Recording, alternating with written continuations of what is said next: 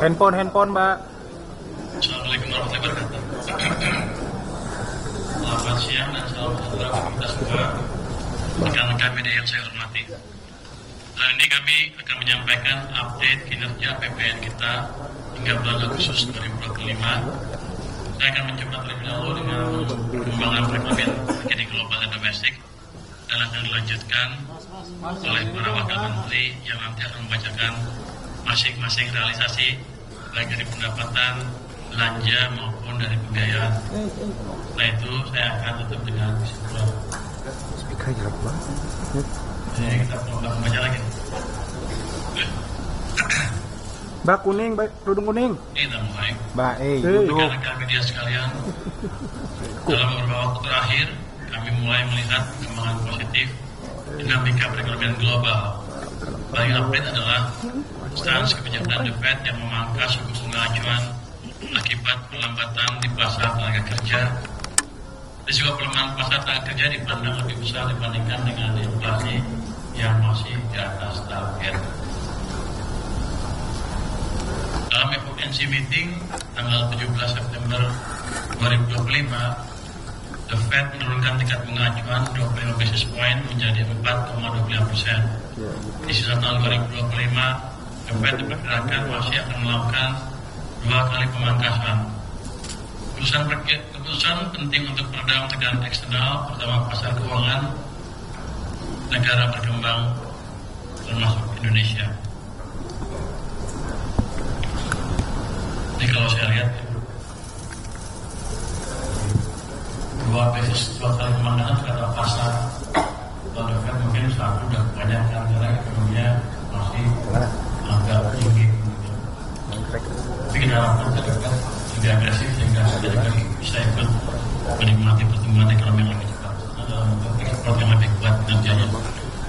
Perkembangan tersebut, di luar perkembangan tersebut, kinerja ekonomi berbagai negara masih resilient hingga triwulan kedua tahun 2025. Meskipun AS pada periode yang bersamaan menerapkan tarif resiprokal tinggi, Indonesia menjadi bagian dari kelompok negara yang resilient.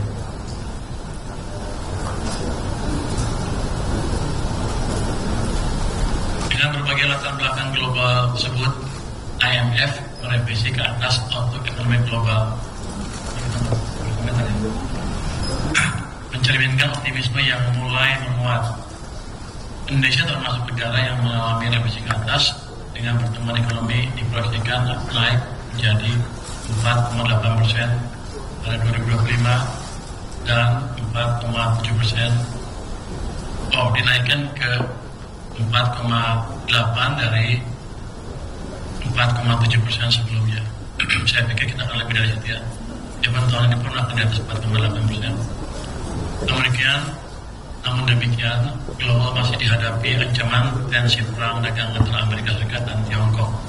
Dinamika ini menjadi faktor risiko yang perlu terus dipantau dan dimitigasi. Kita harus waspada terhadap situasi yang terjadi di global dengan berbagai ketidakpastian global seperti volatilitas pasar keuangan, harga komoditas, serta ancaman geopolitik dan cyber.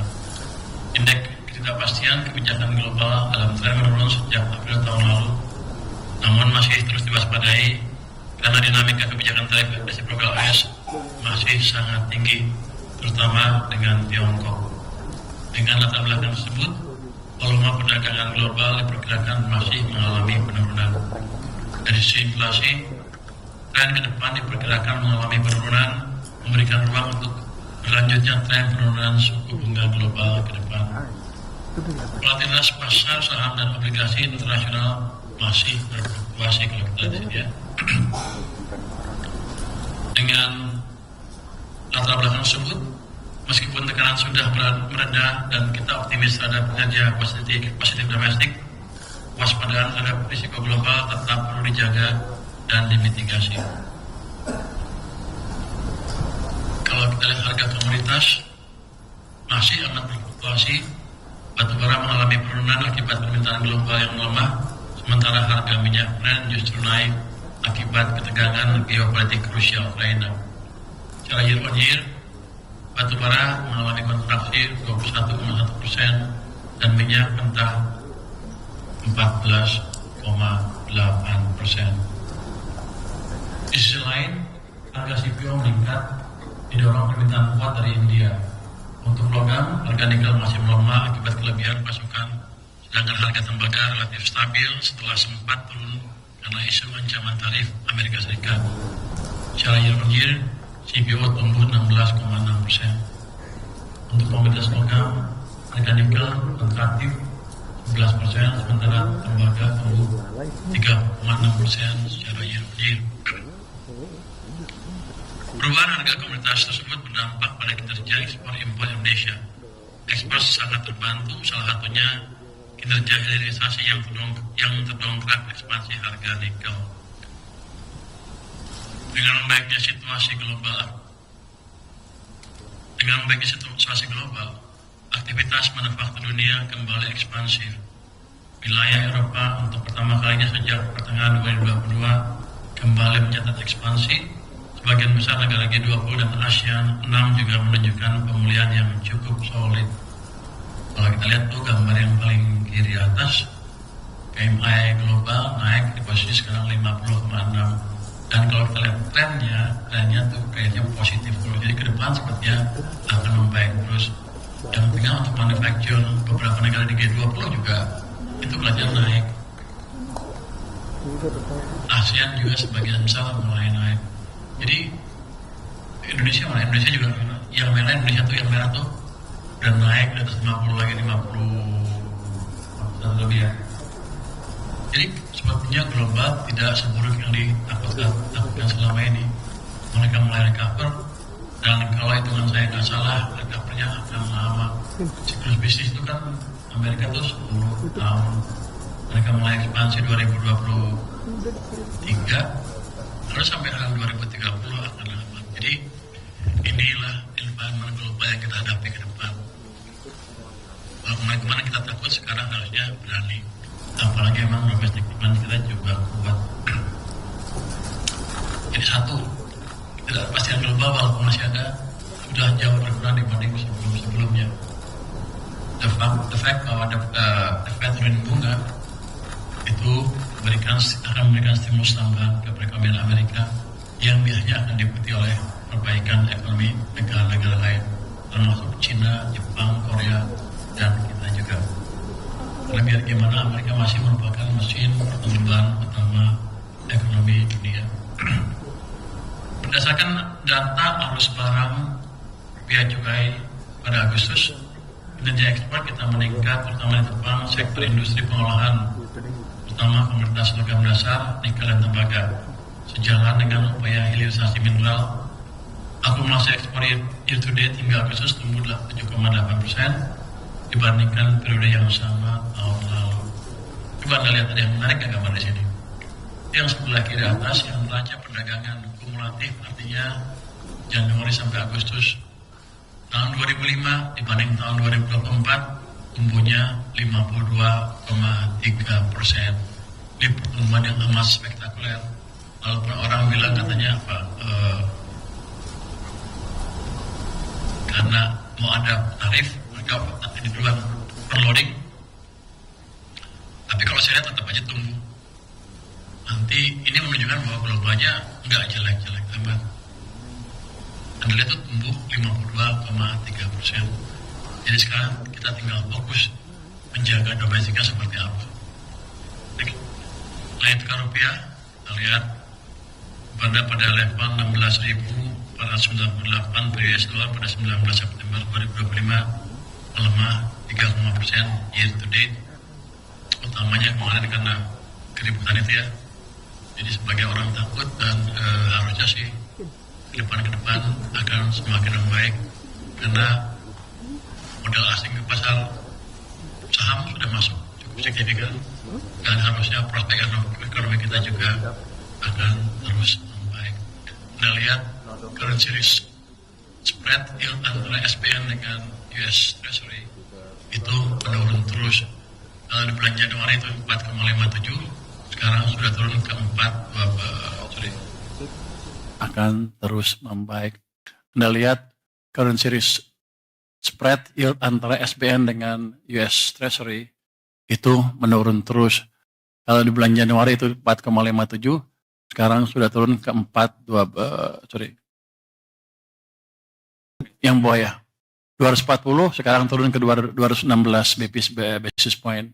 Ya nggak turun banyak, tapi saya pikir cukup baik di tengah gejolak domestik, utamanya yang kemarin-kemarin itu kan spreadnya sempat naik kemudian turun lagi. Jadi cepat sekali kepercayaan investor recover setelah keributan beberapa minggu yang lalu.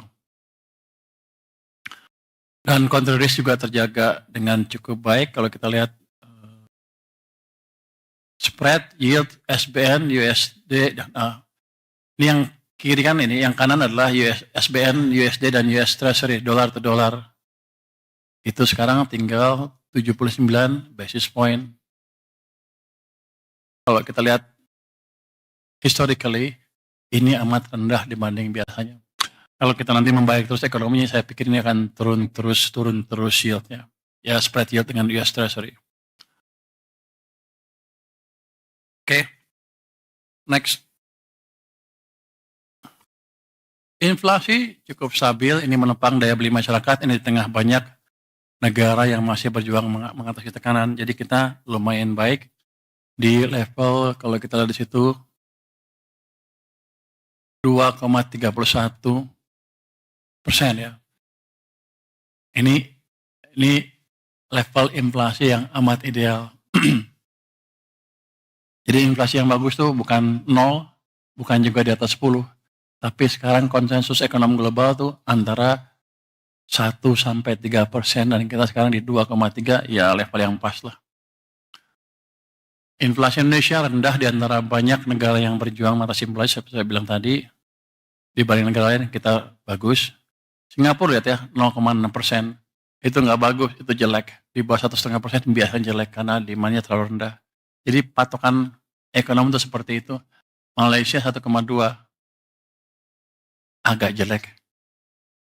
Kita lumayan lah, kita ideal. Kalau bisa dijaga terus sekitar 2-3 itu akan bagus sekali buat ekonomi kita. Oke, next. Kalau kata siapa zaman dulu?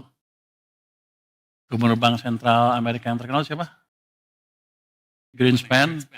Greenspan bilang itu kita dalam Goldilocks condition. Ingat kan? Ini di Goldilocks condition untuk inflasi kita. Anda cari di cerita Goldilocks itu cerita apa? Itu fun. Oke, next. Ekonomi Indonesia tumbuh 5,12% pada triwulan 2 2025. Ini mencerminkan ekonomi domestik yang terjaga, ditopang oleh konsumsi rumah tangga yang resilient, investasi yang meningkat, dan ekspor yang tetap kuat.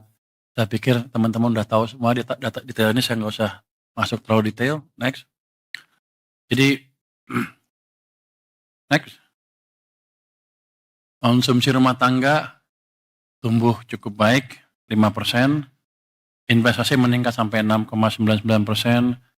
Investasi bangunan tumbuh 4,9%, dan investasi mesin tumbuh 25,3%.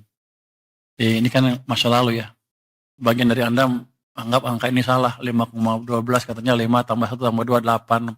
Tapi bukan itu. Di belakangnya kalau Anda lihat laju pertumbuhan uang, pada triwulan kedua tuh tumbuh uangnya cukup kenceng. Jadi emang itu yang mendorong belanja konsumen tumbuh kuat 5%. Karena emang pada waktu itu digenjot uang sampai dengan bulan April. Ada delaynya April, Mei, Juni, Juli. Biasanya 3 bulan. April, Mei, Juni, Juli, habis itu habis. Mei digenjot lagi ke bawah uangnya sehingga uang melambat, sehingga kita mengalami perlambatan ekonomi setelah itu. Tapi triwulan kedua angkanya memang seperti itu, tidak ada manipulasi BPS.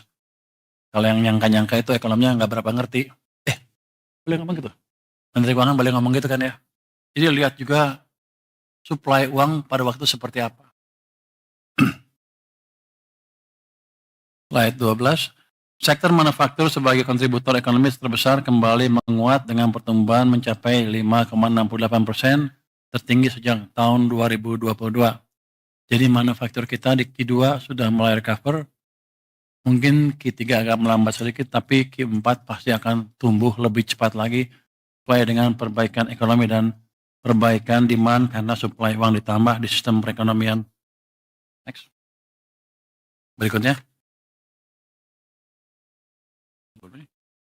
16. Pertumbuhan ekonomi terdistribusi dengan baik ke seluruh wilayah Indonesia. Pulau Jawa tetap menjadi kontributor utama perekonomian nasional dengan pangsa PDB sebesar 59,6% dan pertumbuhan mencapai 5,2%. Jadi kalau kita lihat sebetulnya kalau pangsa tuh jarang, perubahannya lambat sekali. Kita lihat pertumbuhannya aja deh. Itu Sumatera tumbuhnya 5,0% di triwulan kedua, Kalimantan 5%, Sulawesi 5,8%, Papua 3,3%, Bali dan Nusa Tenggara hanya 2,8%. Jadi kita tahu kelemahan kita di mana, nanti itu kan kita perbaiki Bali, Nusa Tenggara, Papua, dan Nusa Tenggara ya. Oke, next. Berikutnya.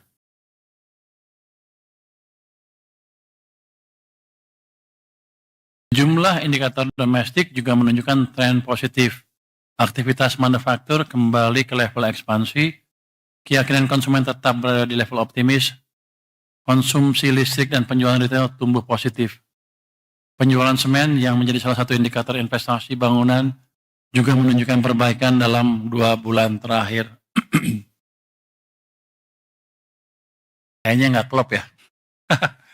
Oke, kalau Anda lihat sebelah kiri itu kelihatan tuh manufacturing PMI sudah positif 51,5 lagi. Tapi kalau kita lihat tingkat keyakinan konsumen masih positif, tapi ada penurunan signifikan sampai dengan bulan Agustus. Anda lihat trennya gambar tengah atas turun. Tapi ini kan berhubungan dengan tadi kebijakan yang kemarin memperlambat ekonomi. Sekarang sudah digenjot, harusnya ke depan dia akan naik lagi dengan cepat. Penjualan retail juga masih tumbuh positif. Anda lihat penjualan semen itu masih negatif, artinya investasinya mungkin masih lambat, tapi ke depan saya yakin itu akan positif lagi. Oke. Untuk mendorong pertumbuhan ekonomi yang lebih tinggi, peran sektor keuangan menjadi sangat krusial sebagai penopang pembiayaan produktif. Sampai dengan Agustus lalu, kita masih menghadapi tantangan dan dari sisi pertumbuhan uang beredar yang lemah dengan pertumbuhan M0 mencatat hanya 0,3%. Anda lihat tuh, M0 yang merah tuh gambar yang atas tuh di 2025 tuh cenderung negatif, sempat positif di April terus turun lagi ke bawah dan mulai ke sini sampai Agustus di 0,3. September mungkin masih agak, tapi saya yakin Oktober akan tumbuh dengan cepat. Jadi ekonominya bisa bergerak lagi. Ruang ekspansi perbankan terus dipantau. LDR mendekati batas atas, katanya berapa? 86,5. Tapi ini rendah dibanding kalau kita waktu tumbuh. Lagi cepat-cepatnya tumbuh. Dan saya yakin ketika uang saya masuk ke perbankan, LDR-nya turun lagi. Jadi bank mempunyai ruang untuk memberi pinjaman, untuk membiayai ekspansi ekonomi yang lebih cepat ke depannya. Jadi kita udah set semuanya supaya kita lebih cepat ke depan. Next. Oh, udah ya? Ini masih saya? Oh, masih 16. Oh, yang 200 saya masih terangin lagi. Jadi, jadi ini jelasin sedikit yang 200 triliun itu. Jadi ini penempatan kas negara dengan bunga rendah di bank komersial. Jadi ini bukan saya taruh dalam bentuk program pembangunan atau earmark ke suatu tujuan tertentu, bukan. Hanya taruh itu di perbankan. 55 triliun di Mandiri, 55 di BNI dan BRI, di BTN 25 triliun dan di BSI 10 triliun. Ini bunganya 80% dari bunga acuan BI tidak digunakan untuk pembelian SBN syaratnya ya. Dan tenor 6 bulan itu dapat diperpanjang. Jadi sebetulnya nggak ada tenornya itu. Jadi kalau bank nanya apakah kami boleh meminjamkan jangka panjang, boleh aja. Saya akan jaga supaya mereka nggak keganggu, saya juga nggak keganggu. Dan kalau saya lihat dari sejarah stok uang kita di bank sentral, harusnya saya nggak akan pernah terganggu. Masih amat banyak, masih cukup. Ya hanya mereka nyaros sekitar 400 triliun atau lebih sepanjang tahun. Hanya pindahin sebagian. Ini dampaknya ke likuiditas naik, cost of fund jadi turun. Si Pak Hotman Paris ya, protes sama saya katanya. Waktu dia memperpanjang depositonya, bunga jadi turun. Dia jadi rugi katanya. Emang itu tujuan saya. Nah, biar dia belanja lagi. Kalau belanja kan ekonomi jalan. Atau dia bagi-bagi ke orang, ekonomi jalan. Memang itu tujuannya. Jadi itu merupakan konfirmasi bahwa kebijakan kita mulai jalan. Konsumsi dan investasi akan naik karena bunga turun dan multiplier effect untuk pertumbuhan ekonomi akan kelihatan semakin signifikan. Ini juga kedepannya akan kita sinergikan dengan fiskal moneter. BI sudah menurunkan 25 basis. Itu tujuannya sama untuk membantu likuiditas di sistem perbankan supaya bunga turun, supaya ekonomi jalan. Jadi mereka juga sekarang pro growth. Oke, saya pikir utamanya itu untuk dampak dari apa? Manfaat dari penempatan dana yang 200 triliun itu. Next.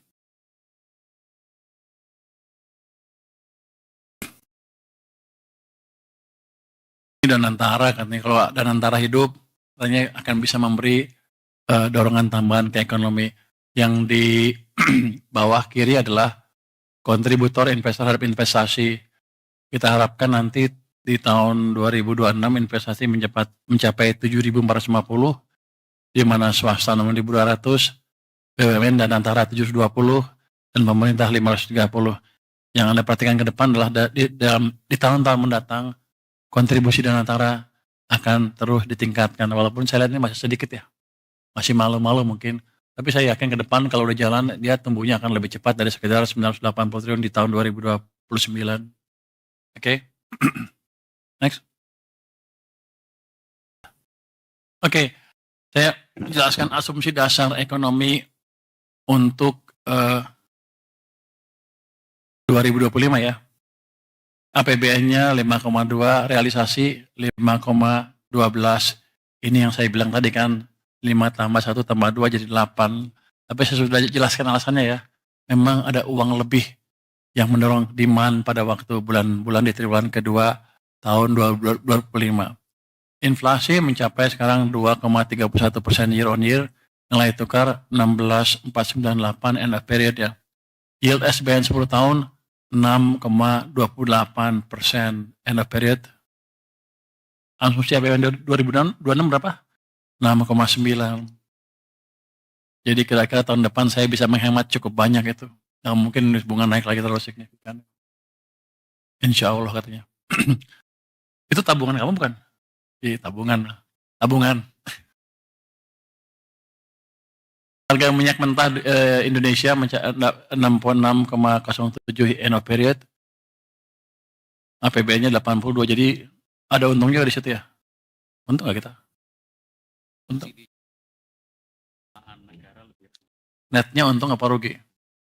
Kayaknya untung sedikit ya. Ya, untung sedikit artinya apa? Anggaran kita, apa APBN kita akan lebih bagus. Itu untung sedikit harusnya kan? Untung sedikit kan? Masih untung apa rugi? Berapa? Untungan per dolar? Oke, pakai untung lah pokoknya.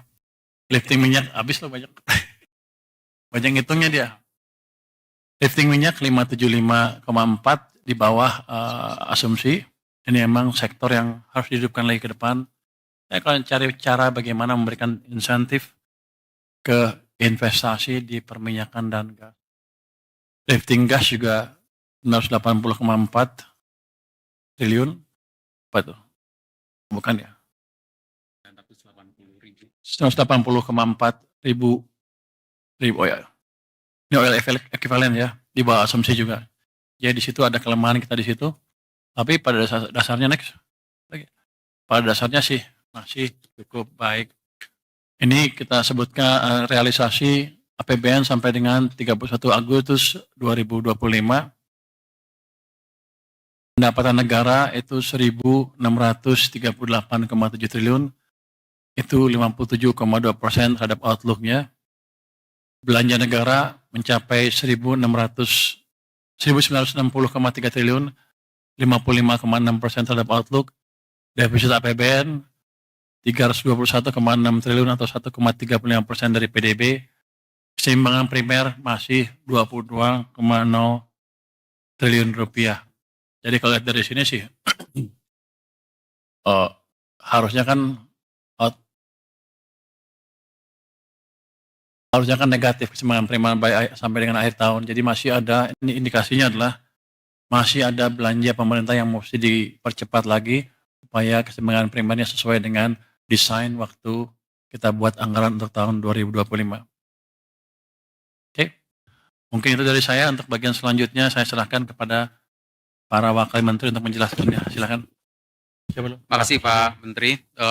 Teman-teman media semuanya, kita lanjutkan ke bagian belanja negara. Belanja negara ini bagian yang tadi, belanja negara 1.900